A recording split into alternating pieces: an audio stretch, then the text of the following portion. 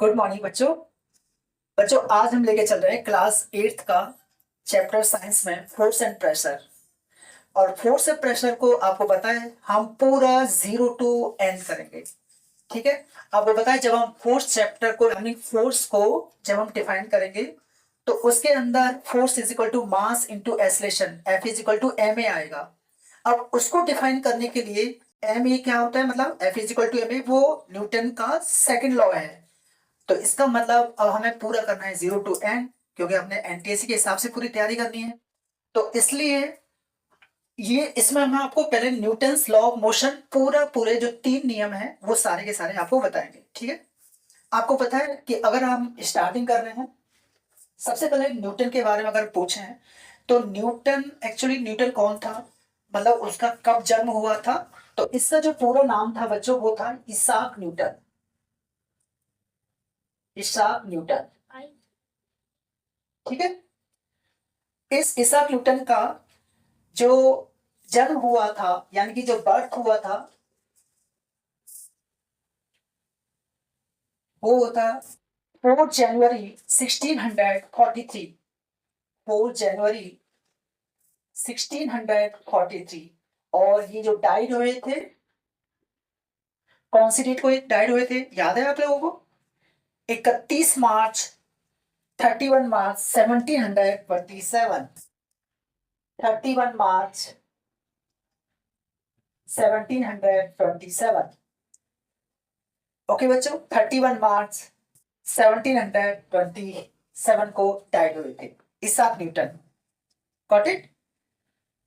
तो एक्चुअल में क्या है कि इसाक को जरूरत क्यों पड़ी न्यूटन्स के लॉ निकालने के लिए, मतलब आई मीन जो लॉ ऑफ मोशंस हैं।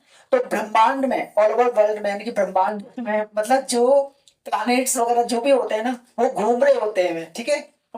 तो वहां पे हमें फोर्स फोर्स की जरूरत पड़ी। ठीक है।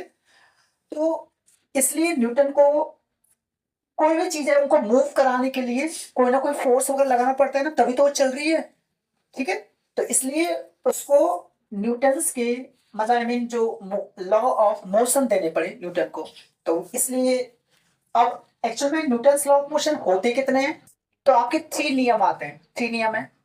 ठीक है। उन तीनों नियमों के हम यहाँ पर डिटेल से पढ़ेंगे बच्चों। सबसे पहले फर्स्ट लेके चलेंगे हम लॉ ऑफ इनर्शिया। ठीक है। उस लॉ ऑफ इनर्शिया के ऊपर बहुत सारे क्वेश्चंस होंगे जो एनटीएससी से रिलेटेड होंगे, वो भी हम पूरे सॉल्व करेंगे, पूरा 0 to n करेंगे आपकी कोई भी कंपटीशंस की प्रिपरेशन के हिसाब से। ठीक है।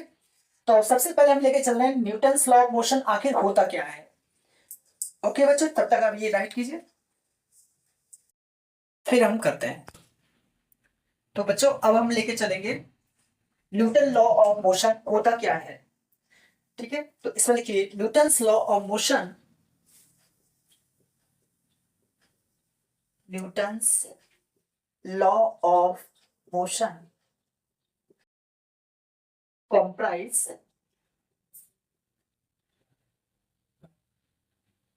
3 फंडामेंटल प्रिंसिपल्स। यानी कि न्यूटन्स लॉ ऑफ मोशन में 3 फंडामेंटल प्रिंसिपल आते हैं। तो Newton's law of motion comprise 3 fundamental principles.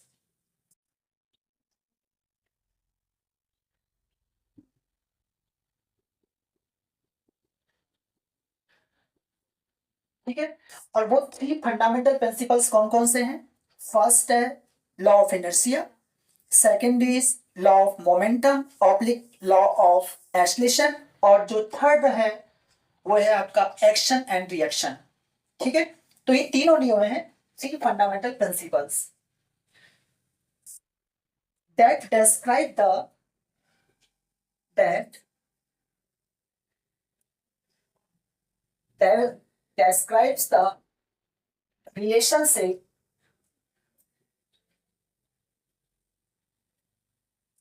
that describes the relationship between the motion of an object between the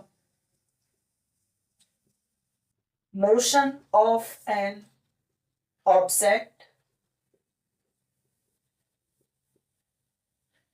between the motion of an object and forces acting on it. and forces acting on it, full stop.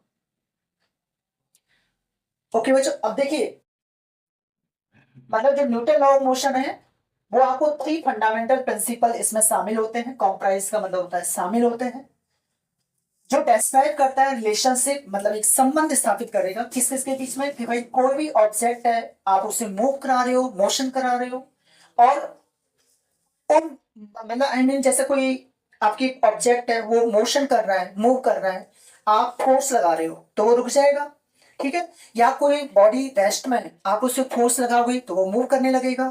तो यानी कि कहने का मतलब है एक relationship show करेगा between the motion of an object and forces acting on it. Okay, अब ये डिपेंड करेगा जो आप फोर्स लगा रहे हो वो बैलेंस्ड है या अनबैलेंस्ड है। ओके, चलिए इसमें नेक्स्ट पॉइंट में थोड़ा सा और लिखिए। These laws help these laws help please write down. These laws help explain how objects these laws explain help to explain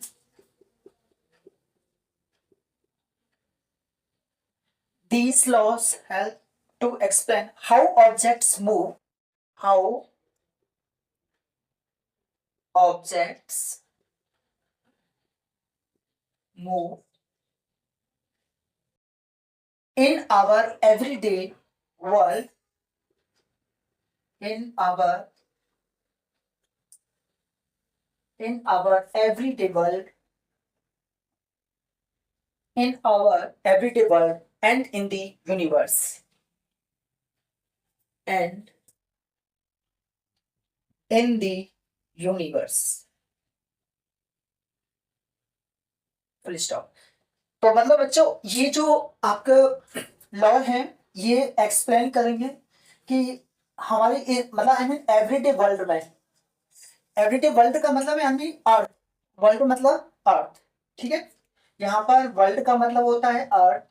अर्थ एक प्लैनेट है, यानी कि प्रतिदिन अर्थ पर जो भी कुछ हो रहा है, जो भी ऑब्जेक्ट मूव कर रहे हैं, ठीक है, तो उसको हम एक्सप्लेन करेंगे इन लॉज के through.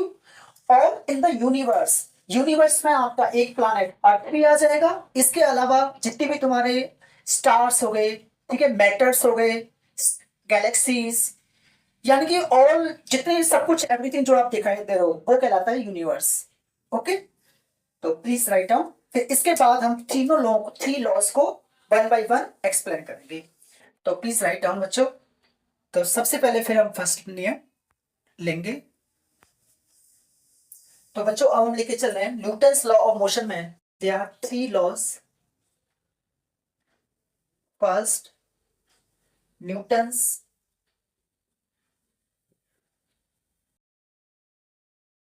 First law of motion, Newton's first law of motion,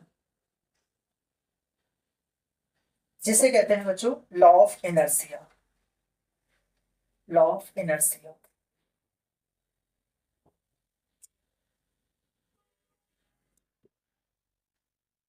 law of inertia का मतलब होता है, हिंदी में बोलते हैं बच्चों जड़त्व का नियम, ठीक है। लॉ ऑफ इनर्शिया यानी कि जड़त्व का नियम, यानी कि अगर कोई बॉडी अपनी रेस्ट पोजीशन में है तो वो रेस्ट में ही रहेगी, और अगर कोई बॉडी मूव कर रही है तो वो मूव ही करती रहेगी जब तक उस पर कोई अनबैलेंस फोर्स नहीं लगाया जाएगा। ओके, तो law of inertia.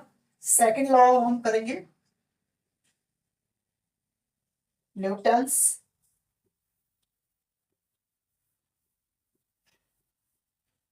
Second law of motion, यानी कि law of momentum oblique acceleration.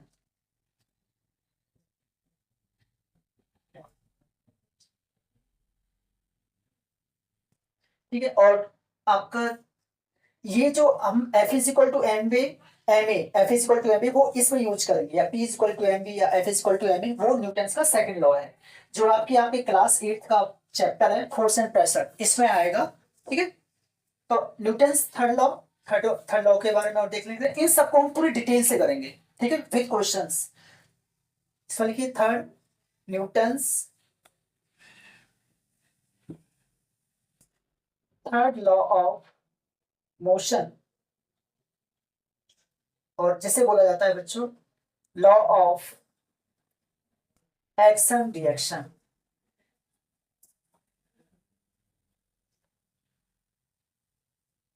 ये है आपकी जो 3 नियम है, 3 लॉस है। समझ में आ रहा है बच्चों आप लोगों को? ठीक है, अब देखिए, अब हम फर्स्ट लेके चलते हैं Newton's first law of motion, यानी कि लॉ ऑफ इनर्शिया। इसके इसकी पूरी डेफिनेशन और फिर विद एग्जांपल्स। तो पहले फर्स्ट ऑफ ऑल आप यहां तक राइट कर लीजिए, फिर आगे चलते हैं। तो फिर इसके बारे में हम फर्स्ट लॉ लेके चलेंगे बच्चों। अब बच्चों हम लेके चलते हैं Newton's first law of motion. Please write down first Newton's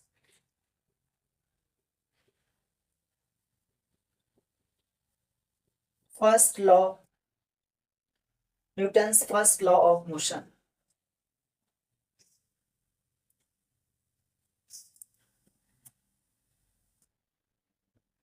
Newton's first law of motion.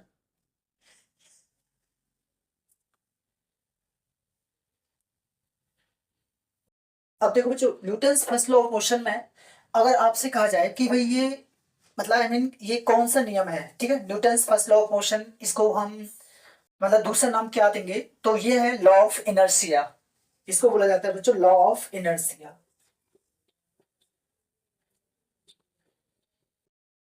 Law of inertia यानी कि लॉ ऑफ, क्या इसके अलावा और कोई नाम है इसका? नहीं, पर हाँ इतना जरूर है हम इसको एक्सप्लेन करेंगे, बाकी और कोई दूसरा नाम नहीं है। ठीक है, तो लॉ ऑफ इनर्शिया में इसमें हम लिखेंगे an object will not change, an object will not change, मतलब कोई ऑब्जेक्ट है वो चेंज नहीं होगा, will not change it's motion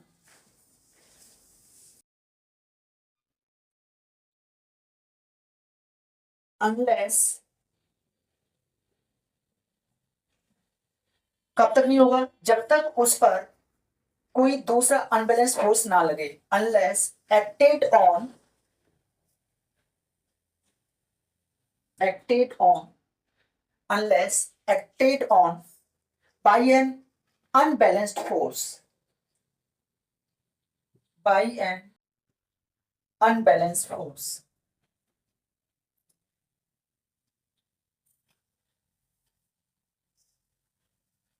तो बच्चों इसका मतलब कोई एक ऑब्जेक्ट है वो चेंज नहीं होगा, मतलब आई मीन उसकी जो मोशन है उसका मोशन वो चेंज जब तक नहीं होगा जब तक उस पर कोई अनबैलेंस्ड फोर्स ना लगे। ओके, अब देखो इसमें ना दो कंडीशंस हैं। अगर कोई बॉडी रेस्ट में है तो वो रेस्ट में ही रहेगी जब तक उस पर कोई दूसरा फोर्स नहीं लगेगा, अनबैलेंस फोर्स, और अगर बॉडी कोई मोशन में है तो मोशन में ही रहेगी जब तक उस पर कोई दूसरा फोर्स नहीं लगेगा। तो इसमें लिखिए point number 1, if it is at rest, if it is at rest, if it is at rest, comma it will stay,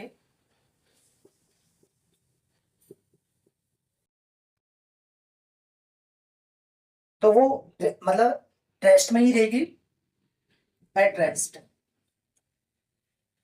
stop. if it is at rest तो it will stay at rest। second point,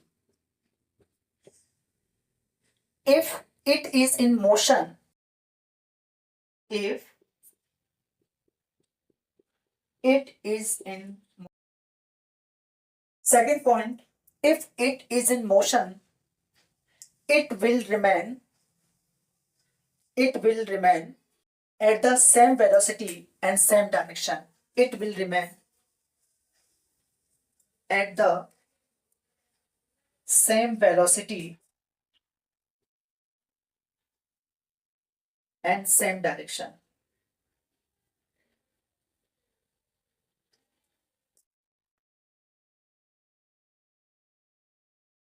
यानी कि बच्चों अगर motion में है तो वो motion में ही रहेगी, जितनी स्पीड है ना उतनी स्पीड से उसी डायरेक्शन में, डायरेक्शन चेंज नहीं करेगी। ठीक है, तो फिलहाल अब ये राइट कर लीजिए, फिर उसके बाद नेक्स्ट चलते हैं, इसको एग्जाम्पल्स भी लेंगे। तो पहले ये राइट कर लीजिए आप। इसमें बच्चों नोट लिखना है। देखिए नोट ऑब्जेक्ट, इसमें लिखिए बच्चों, इसमें नोट में लिखिए objects with A greater mass, objects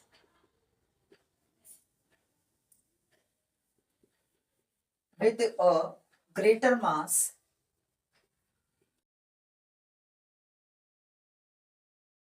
objects with a greater mass have more inertia. Objects with a greater mass have more inertia.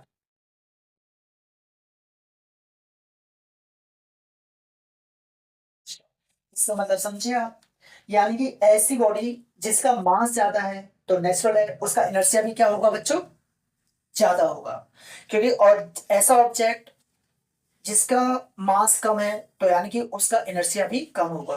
अब आपने देखा होगा अगर कोई बॉडी रेस्ट में है, हमें इसको मूव कराना है, अगर वो लाइट है, बॉडी में लाइट है उसका मास, तो वो जल्दी मूव कर जाएगी। ठीक है, और अगर इसका मतलब अगर वो हिल भी नहीं रही आपसे, या रेस्ट पोजीशन और हिल भी नहीं रही, तो यानी कि उसका मास ज्यादा होगा। ठीक है, तो यानी कि उसका इनर्शिया ज्यादा है। तो यानी कि अगर ऑब्जेक्ट जिसका ग्रेटर मास है तो उसका इनर्शिया भी ज्यादा होगा। ये ध्यान रखना, दोनों में compare, mass greater more inertia, mass less less inertia. यहां से एनटीएससी में क्वेश्चन आ सकता है। मतलब mass directly proportional to inertia. बिल्कुल सही है, mass directly proportional to inertia. Next इसी के अंदर, it takes more force, it takes more force, it takes more force to change their motion, to change their motion. Stop.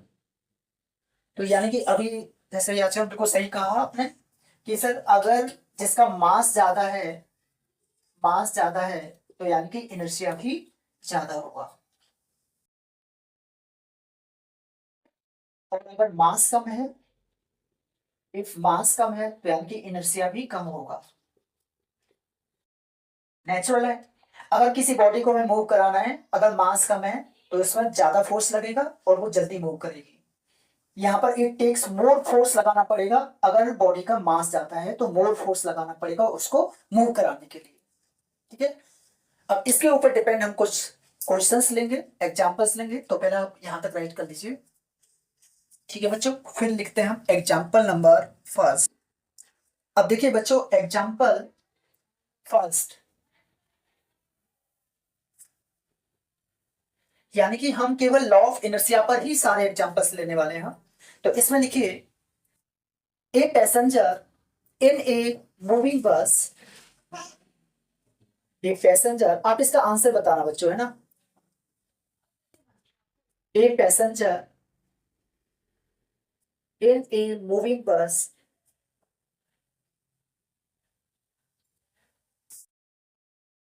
a passenger in a moving bus lurches forward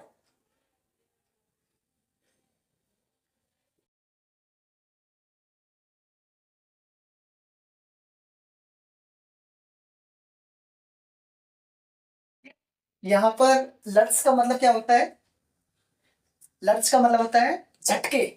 ठीक है, जैसे आपको पता है ना, जैसे कोई पैसेंजर है, अगर वो बस में बैठा हुआ है तो जैसे ही बस रुकेगी तो क्या होगा, पैसेंजर को झटका लगेगा, है ना।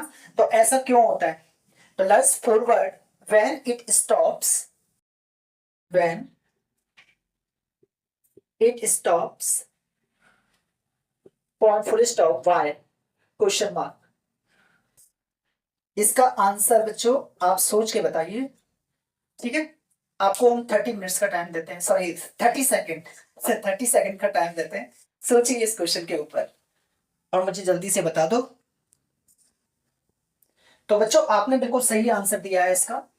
एक पैसेंजर मूविंग बस में झटके देता है, मतलब आगे तरफ झुक जाता है जैसी बस रुकती है। उसका कारण क्या है कि जैसे ही बस जो है ना वो व्हीकल वो मूव कर रही है ना, आगे चल रही है, तो उसमें जो बैठा पैसेंजर है ना वो भी मूव कर रहा है, ठीक है। यानी कि अगर बॉडी कोई भी मतलब मूव कर रही है, मोशन में है, तो वो मोशन में ही रहेगी। तो एक्चुअल में क्या है कि इस पर कौन सा नियम लग रहा है आपका, लॉ ऑफ इनर्शिया। तो इसमें लिखिए द पैसेंजर्स इनर्शिया,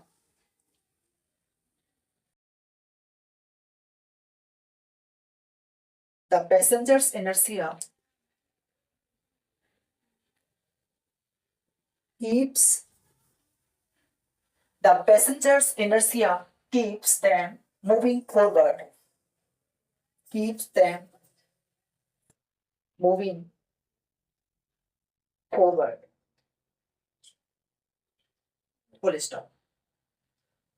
ठीक है बच्चों, यहाँ तक राइट कर लीजिए। फिर हम नेक्स्ट चल लेते हैं एग्जाम्पल नंबर 2, क्योंकि बच्चों आंसर भी आप ही दोगे ना, हम क्वेश्चन पूछते हैं तो आंसर तो आपको देना ही। चलो अब देखिए क्वेश्चन नंबर 2 तो बताना मुझे। ये रहा आपके सामने example number 2। A body move, देखिए a body move, a body move with a constant velocity,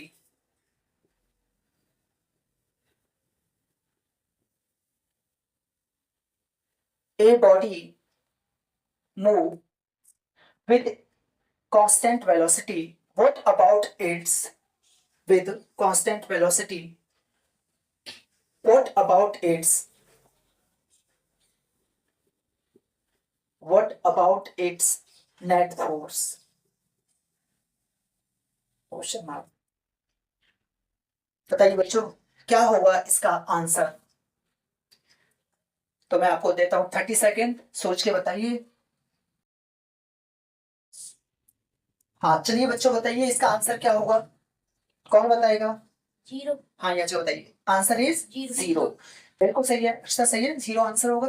क्योंकि देखो हमने एक चीज बताई थी आपको, कोई बॉडी अगर मूव कर रही है कांस्टेंट वेलोसिटी से, यानी कि सेम वेलोसिटी से, जब तक उस पर कोई अनबैलेंस फोर्स नहीं लगे, ठीक है, तब तक वो मतलब रुकेगी नहीं, तो वो अपनी सेम उसी कांस्टेंट वेलोसिटी से चलती रहेगी। इसका मतलब क्या हुआ कि जो नेट फोर्स है वो 0 है, कोई फोर्स नहीं लग रहा है, ठीक है। नेट फोर्स इज 0 है, यानी कि बैलेंस्ड फोर्स है, ठीक है। तो आंसर लिखिए net force is 0, net force is 0, यानी कि मैं कह दूं बैलेंस्ड फोर्स, बैलेंस्ड फोर्स, और नेट फोर्स इज 0 है बच्चों। ठीक है बच्चों समझ में आ गया। अब लेके चलते हैं क्वेश्चन नंबर 3, इसको राइट कीजिए। अब राइट करना है आपको क्वेश्चन नंबर 3।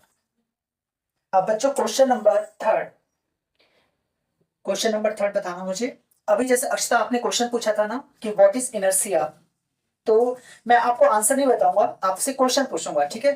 तो आप मुझे बताना the property of a body, the property of a body, the property of a body, please write down the property of a body to resist change in motion, to resist change in motion, to resist change in motion is called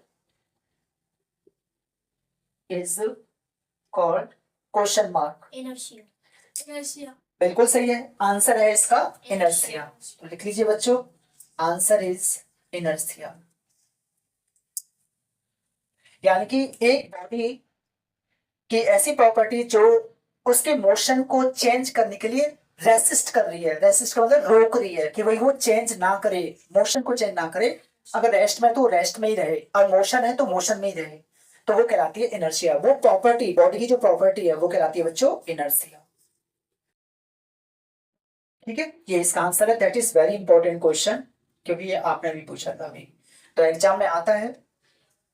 इसके बाद हम कुछ MCQ question लेंगे जो NTSC exam से related भी होंगे।